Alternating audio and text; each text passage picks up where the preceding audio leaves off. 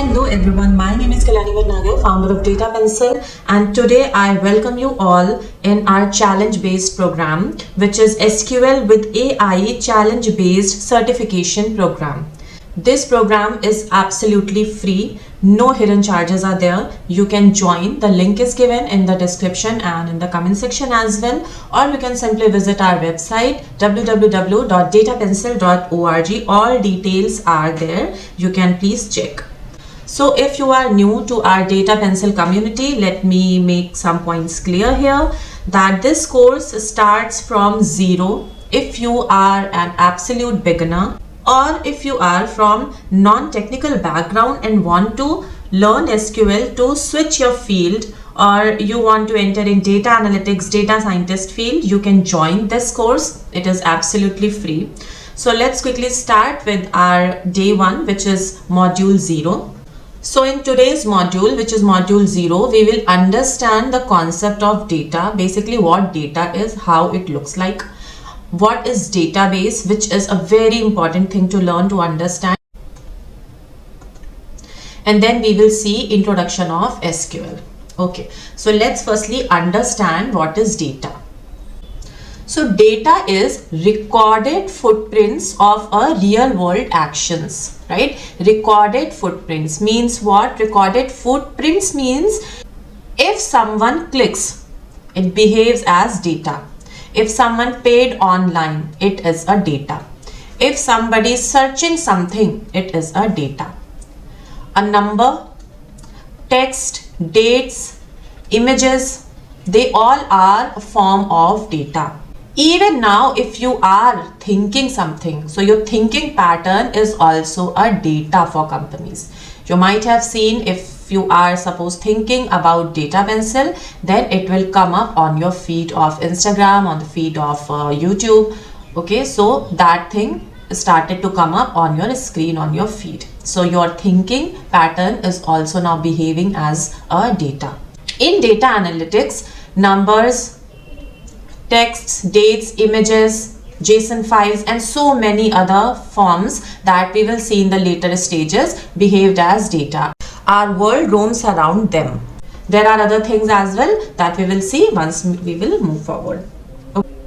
Okay, so let's have a quick look over the data. For those only who haven't seen data, जिन्हें पता ही नहीं कि data दिखता कैसे, because if we are from literally like non-technical background, then it is also a big thing for us to understand what the data is actually, right? It is very easy, but for those who know this, but if you don't know, then you should have an understanding that how your data looks like. So guys, data is basic. If you know this part, then you can skip it, no problem. But I have to explain it to those who are absolute beginner, who just don't know anything about data or data analytics, SQL, anything. Okay, so you can see guys, this is the data. What data it is, what it is contained. Suppose you are in a sales company. You have sold a laptop. So when you sell something, a sales ID get generated.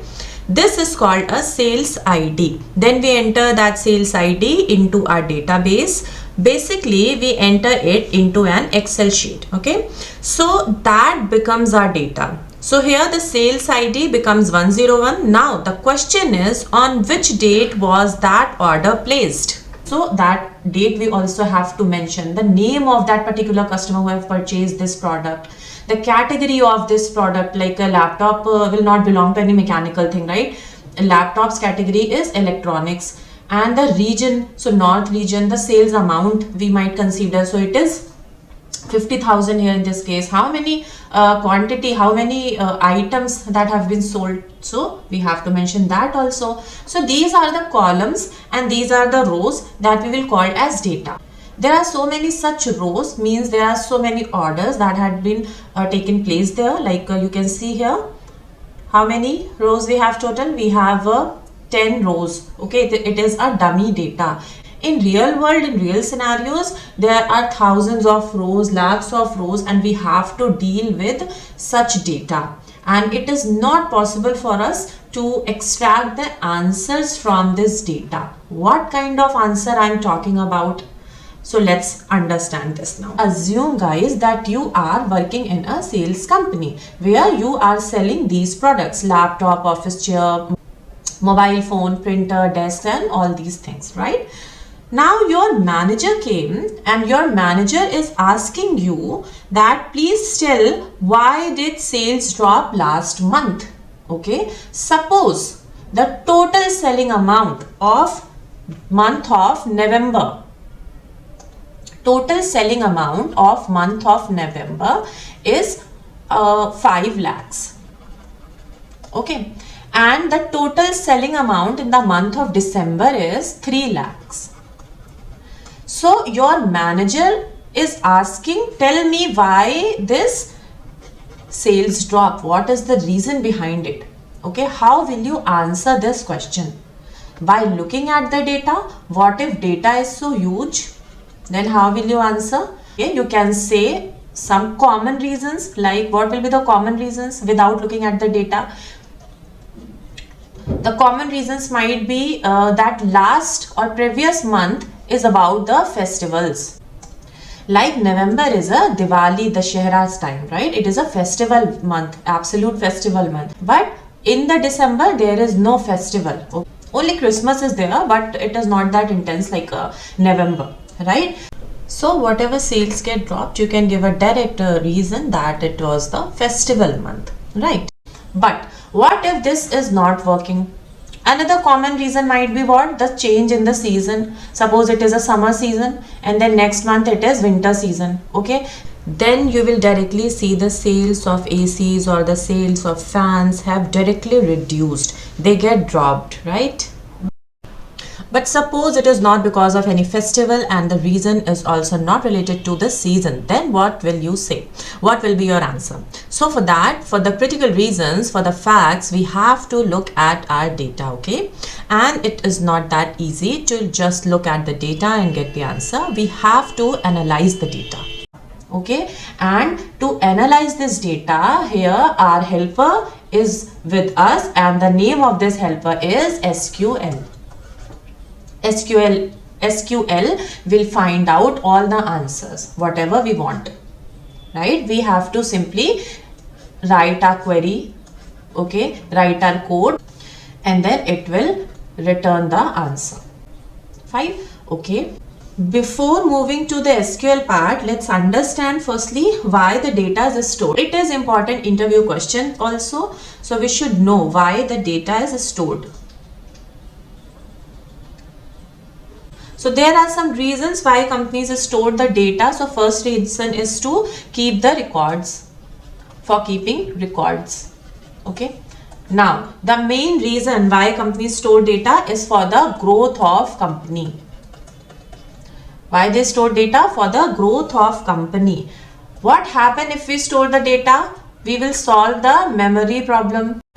We don't need to memorize anything because we have already stored it. You know how we say if you are forgetting something, write it down. So writing it down means to store that data. Then we can easily control our data. We can easily see who approved the last payment, right? What else? How can we control? We can see when was the salary changed for that particular employee, right? Now, after seeing these things, we can easily take the decisions. We can take our decisions, correct? What else? It also helps in the automation part. We can create our reports automatically. We can create our dashboards automatically. Okay. Now, we have learned why this data is stored. Now, our another question that why data matters. So why data matters? Simply to get the answers. It basically helps you to answer your questions, right? What else? It powers the AI, right? In AI, what happens? Machine learns the pattern from the past data. So data powers AI also. If our data is large, so the larger data, the huge data, the better result we will get. If we have only 2 rows of data and we try to form it into AI, then we cannot. Okay, whatever be the reason, the machine has learned from only 2 rows, right? What if the next row are absolute different cases? Then what will happen? Then this AI will fail here. So we must have a large amount of data. If we have large amount of data, then our machine will learn the pattern more accurately. Okay, fine. Now what is database? The very important question, that what is database? So guys, database is basically a control system. Database is a control system that stores, that protects, that relates, and then serve this data to many users safely. So database is basically a controlled system that stores, protects, and relates the data and then serve this data to the users.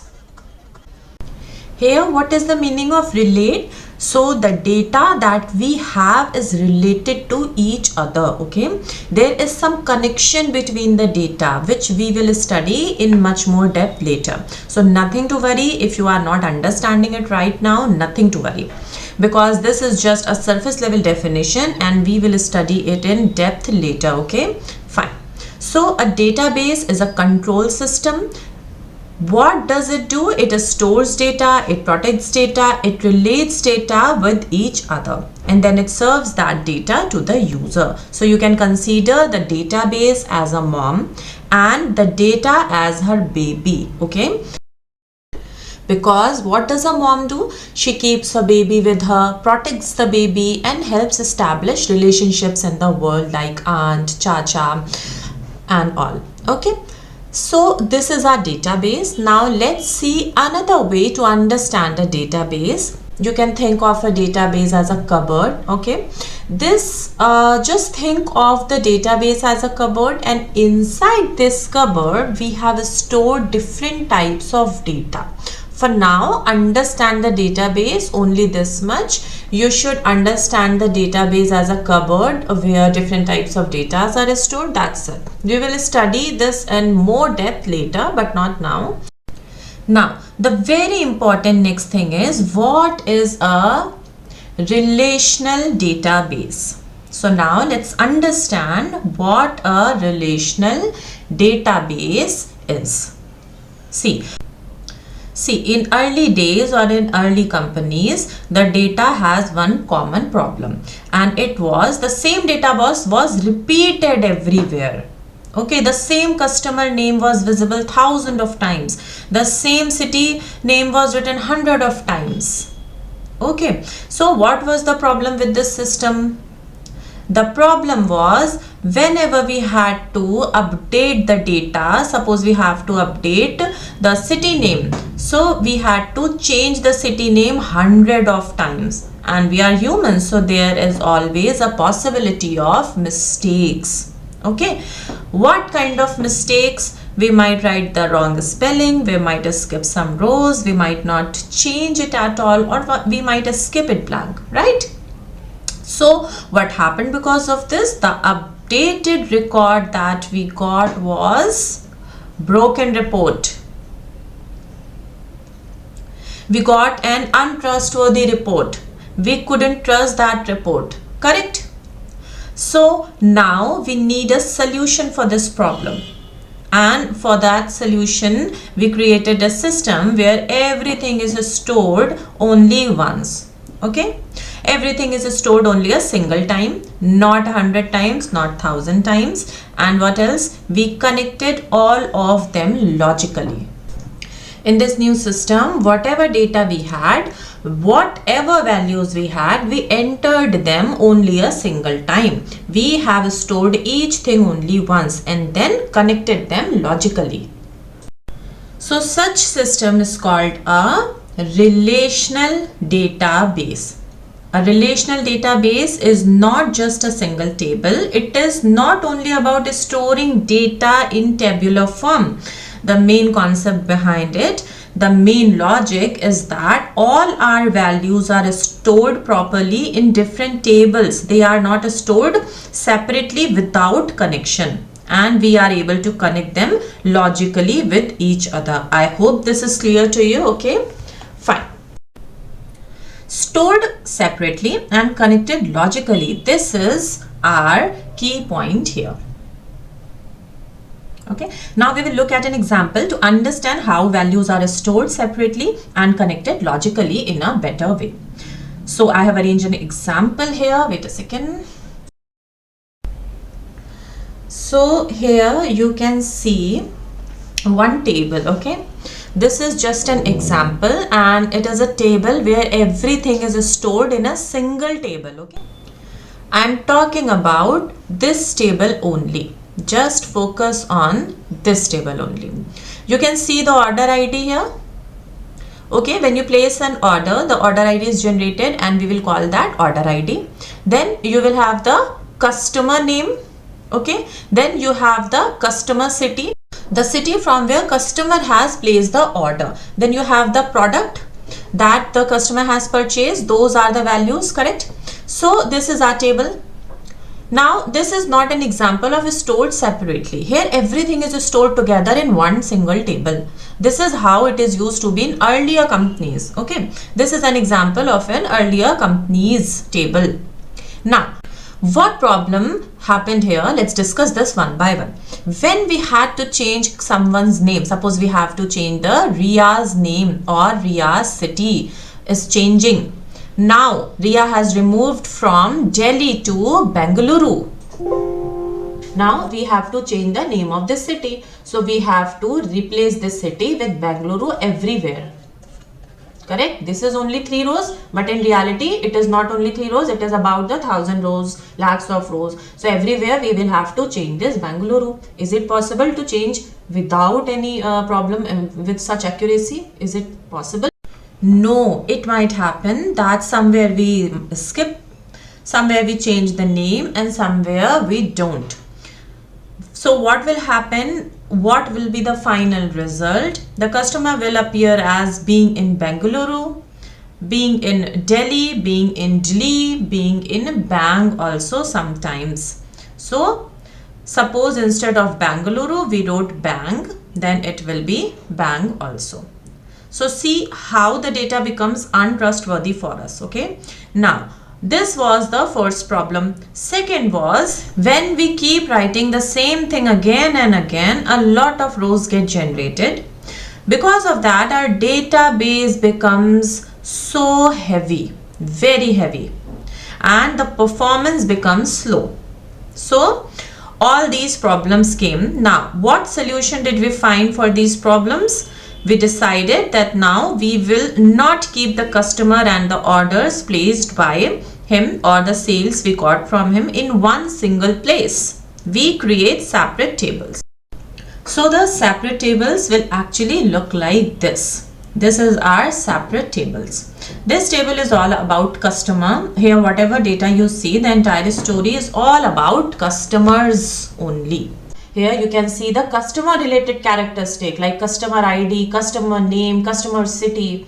In this table, this is table 2. In this table, you will see all the data related to the orders only, like the ID of the order, right? Who was the customer, who have purchased, who have placed that order. So the ID of that customer, what was the date, what was the order date, it is, right? Now the third table, this third table is all about the product. Correct? What was the product that have been sold? So pizza, burger.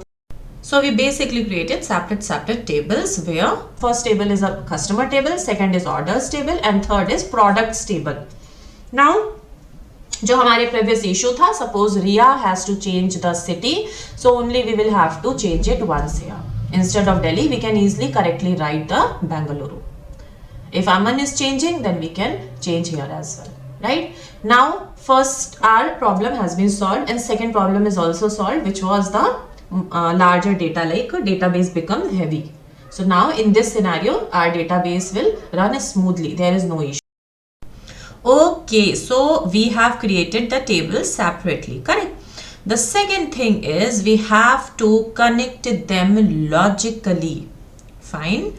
So how can we connect them logically here? How are they connected? Can you see? If we talk about table 1 and table 2, which is the orders table? here we have one common column which is customer ID. Correct? We can see the customer ID in both the tables. So this becomes the connection point. Through this column, we have logically connected these two tables. Fine. How? Here for the customer ID, which is 1, we can easily see what was the order ID, what was the order date, who was the customer. So we can come easily here on this table. So we can see the customer, the name of the customer was Ria, the city of the customer was Delhi, and the IDs. Any other thing also we can extract if it is mentioned in another columns, right? So this is the key column through which, through which we have joined these two tables logically. Fine. Now there is one very important concept called primary key and foreign key. Okay. Yeah. Till now what we understood is that this is a key column. Okay. Now this key column is called primary key in this table. And the same key column in the other table is called foreign key. Why is it called that? Okay, so we call this a primary key because first reason, this key, this column belongs to its own table. Its parent table is the same table. It exists inside its own parent table. Second reason, the values are unique. Each value is different. They are not repeated. If values are repeating, then we cannot consider it a key. Fine. So it's a primary key for two reasons. First, it's a unique value column, and second, it belongs to its own parent table. Now come to this part. This is called foreign key. Why? Because this key, this column doesn't belong to this table. It is present here, but it came from another table. From where did it come? So it came from this table to this table. Okay, so here it is staying like a foreigner. That's why we call it a foreign key. Very simple. Okay, foreign key also has uniqueness because it is the same value that came here as it is, right? So it is some surface level information about primary key and foreign key. This is a major concept which we will understand in more detail later, but it was important to mention it here. Now let's talk about our third table. The third table is also here, right? So let's see. This is a separate table. Okay, it is a separate table, but is it logically connected with the other tables? Is it? Can you see any common column here? Can you see it? There is no common column. That means this is a separate table, but it is not logically connected. If it is not logically connected with the other two tables, then it is useless. We cannot use it. How do we know whether these products belong to the same store or not? How do we know whether these products were purchased from this customer or through this order ID? How do we know this, right? So here either a customer ID column should be present or an order ID column should be present. Then only we should be able to connect this table with the other two tables. But right now this is not logically connected. So in future we will see how all these tables we have logically connected with each other. We will see it in upcoming days. Okay. Now this point is over. Now let's move to another point. Now let's understand what SQL is. So basically SQL is a language. Okay. Some people get confused and think it is as a software. No, it is not a software. SQL is a structured query language. We can call it SQL. Some people say it's SQL. Okay. Both are fine. So SQL is a language, not a software, right? Suppose you have to write a letter and you are writing this letter in English language. Okay. Where will you write it? You might write it in MS Word. Okay, you might use Gmail, you might use email, right? So we write letters in English to communicate with humans, right? Now if we want to communicate with a database, the same database where we have stored our data in different tables, then what we have to do? To talk with the database, we also need a language, and this language is SQL. Okay. Now, the next question is, where will we write this language? Which software? What type of software we will use for this? So, the software we use will be MySQL. It can be PostgreSQL or Microsoft SQL Server as well. Okay. In this course, I will use MySQL. How to install it, we will see that in the next module. If you are a complete beginner, if you are fresh, then just follow the same steps. Later on, if you need to use SQL in companies, you can switch it easily because the syntax is almost same. There are only some minor difference which you will easily learn later. Okay. Now the question is, why is SQL used in companies? Because data is huge. When data is huge, we need to use SQL to extract the answers. Okay. If the data is changing daily, then also we have to use SQL because it needs to keep updating daily.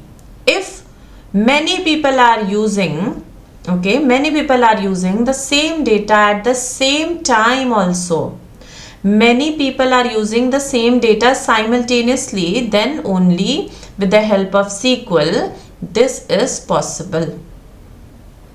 If we want fast and accurate decisions, so for accuracy and for the fastest work, we use SQL. Alright.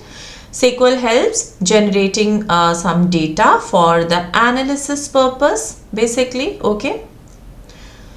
Now, another question come that why we can't use Excel. All of you must have seen, heard or studied Excel. From a very early stage, students are introduced to Excel now.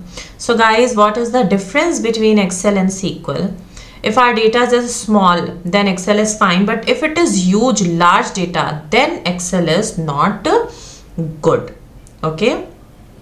If we need automation, then also we prefer SQL. If in a company there are multiple users who need to work at the same time on the same data, then also we need SQL only for the fast results. So if data is huge, there is a need for automation, there are multiple users and we want the fastest system, then we need SQL in the company, not Excel. Excel is good for small data, manual work and the single users, and it is comparatively good in such cases. Okay. Now there are some important miscellaneous points that I want to explain to you, because sometimes these words are used and like complete beginners don't understand what is being explained. So let's understand them. So for what is record? If you have read the word record in books or in a company, someone says record, then what does it mean? So guys, record means a complete row. A record is a full row like employee's ID, name, city, email, gender and country. Correct? So when we talk about the entire row, it is a record. Now, what is field? A field means a single value. For example, salary is 40K. So this 40K will be considered as a field. So don't get confused. If anyone talk about record, it means a whole row. Field, it means a particular single value. Now, what is a table? A table is basically a real world entity. What can come under an entity? So it can be employee data, customer data, product data, or even you can say car, bikes, or accounts. If we talk about academics, then students. Okay, student table, teachers, data related to teachers or trainers. All of these are called real world entities. Okay, now the next one is what is row. So a row means one event. For example, if we are talking about an employee, when did the employee join the company? What is the employee's name? What is the employee's email? So the complete event of that one person is called a row. And now what is a column, which is very important. So a column is also called an attribute, and attribute means it is a characteristics of the table. Okay, it is a characteristic. So suppose the table is about employee, then what characteristics can we see? We can see employee ID, employee name, email, employee city. These are called columns or characteristics or attributes, right? So these are very basic things that we should know. Now the actions you have to take are very simple. You have to revisit this video in fast mode, okay, and then you can create your notes. But the first time if you are watching this, so please do not try to make any note, just focus completely on the screen. The moment you start writing notes, your mind gets diverted. This is the point. And the best method to understand anything is revision. We think we are very intelligent, but without revision, guys, we are almost like a dead species. Without revision, we flopped. Okay, if you really want to not flop in life, in a school, in college, or in company, then you must revise things. Okay, this is a top secret to become a topper. Fine. Now, our today's challenge, you can see the question in front of you. So the question number 1 here, it says you have to answer it in a comment section. Okay, there is no submission form, no separate submission forms. You have to answer in the comment box only. Okay, listen very carefully, guys. Listen to the instructions carefully. You have to answer this question in comment box only, and the answer must be in your own language. Your answer should be in your own words, right? So the first question is, a company stores customer name and city inside every order record. One day, the city of a customer is updated in some orders but not all. Reports now show the customer belongs to 2 different cities. Which module 0 concept was ignored here, and why did this problem occur? Right? Now come to our question number 2, and this is why SQL is called a language, not a software. It's very easy. Your answer should not be copied. It must be in your own words. These are daily challenges. Every day there will be 2 questions and you have to answer both of them. Once we check your answer, you will get a like. If required, you will also get a reply. This is just a part of daily challenge system. Apart from this, one more important thing, after every 3 modules, there will be 1 proficiency round. Okay, you can consider it as a test. You will get questions, you will have to answer them. Each batch will have a different proficiency round. Okay, your answer must be in your own words. They can be concept based, coding based, or anything discussed in the video. You will not get anything separately. Everything will be explained in the videos only. So watch the videos very carefully, and as you all know that this is absolutely free course, so please don't take it for granted. Free doesn't mean low quality. Free also means genuine learners can access it. Now we will meet in the next module, which is our module 1. So in module 1, we will learn new concepts, and first of all, we will learn how to install MySQL on our desktop. Okay guys, so bye bye, take care, keep studying, and see you tomorrow. Bye bye.